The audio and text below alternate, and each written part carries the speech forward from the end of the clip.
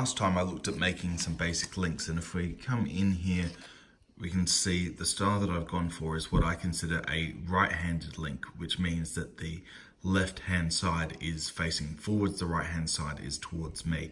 It makes it easier for me to do my hooking of links, which I'll show later on. But this basic cutout link, well, that's not enough to get me going. I need to get these shaped and ready to do all of the actual production of the mail. So to do this, I'm going to take this link and I'm going to use these little pliers. I've used hockey padding here just to make it nice and large. It makes it easier on the hands. And have another one. Simple process. There you go. You can see the link there.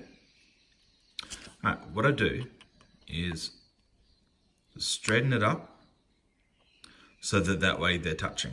Now I don't finish there. First thing I do is I run my fingers along and I just check. I can tell that is rough. So that for me is not good enough. And if you look there, you can see that. So I'm doing this through the camera, so my grip's a bit interesting, but we'll feel that. Give it a feel. That's much better. For me, that means, given this is buttered, not riveted mail, that's going to be a much better connection. Now, the other thing I tend to do with these is to just push them in a little bit to get those ends that little bit tighter, a little bit closer together. Let's try and do this through. Again, I'm looking through the camera, so bear with me. There we go, just give that a little bit of a push. And now, if I run my hands on that, that's really, really smooth. There you go, that's good. Now, if you ever find you have just a little bit of a rough burr, I put my pliers on the end and I can just go like that, and that will get rid of any rough burrs. And this one was fine, but that can be quite handy for any just little bits that aren't right. Now, what do I do with this? Well, I always make sure I have two different containers, one for my solid links, or as solid as they get when you make it with buttered mail, and the other one's for my bent links. To my bent links, nice and easy, just have a look at it, grab my ends, and I just twist open just enough so that I can easily put in another link. So let's check that out. Link. So there you go. They can easily go over. So that's absolutely fine for me to use then later on. Put it into a separate container. What we want to do is to build up these containers so that way when we're actually making our pieces of mail, we're not sitting there searching or bending each individual piece. It makes it more of a production line, and that's much, much more efficient. And also then you feel progress as you fill up this, as you fill up that. Each one gives you that feeling of progress, and sometimes that just really helps keep you going. Now, let's have a look at some links that are not so good. So this one here, I've deliberately bent out of shape. I use that shape for when I recognize that there's a link that I do not want to use and perhaps I'm not near a bin, so I can't get rid of it. You don't want these on the floor because, oh, you'll feel it. Now, I'm going to bend that in and hopefully you'll be able to see what the problem is. So I'll just, if you have a look at that end, it's all rough. So that one was a poorly cut one. All right, I can put my nail in there. I'm never going to get a nice finish on that. And for me, that means that it's likely to hook on fabric or other little bits of metal. It's just not worth it. So bend it out so I know it's rubbish. Then I can get rid of it later. I've got another one here, which I think might be along these lines. So often I will just throw these away without even putting any further effort into them. But this one will show something I sometimes do, which is just pull them in, do that little crushing effect. Like that. Give it a quick test. Oh, I've got it quite straight.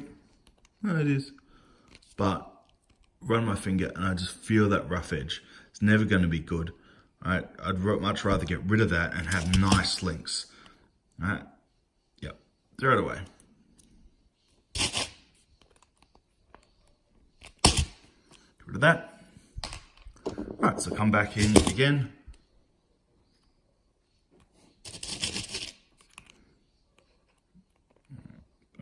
Bend that in. So you usually just bend it a little bit more than necessary and it'll snap back. Now this, when you're cutting your links from your coil, this is where getting that nice and even, consistent And a full link round really helps because you don't have much of a gap in here to begin with, right? And I can't get my nail in there. That's all nice and good. Again, if I was feeling unsure about it, I could just give that little bit of a rub. Yeah, magic. Make sure I put it in the right bin.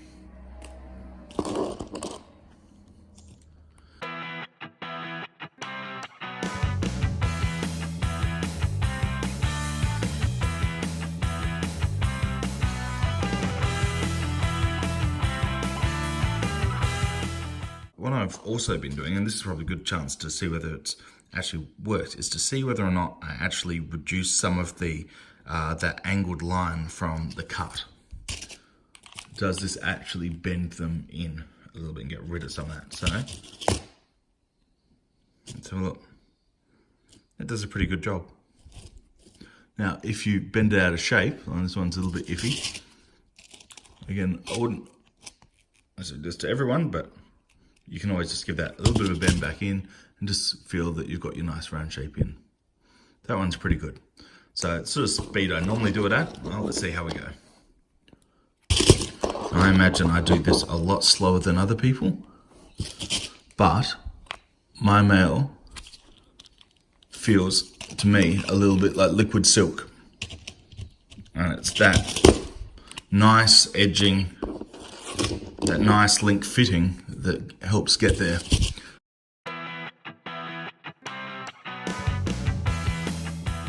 I'm using quite small link diameters, so mine are about 6.5 millimeters for the internal diameter of my links, and essentially that's because of the rod that I had, and I was looking for that because I wanted a nice strong link. Now this one here feels like my left side is probably up a tiny bit. Just take that second, press down, get that roundness, magic, away it goes.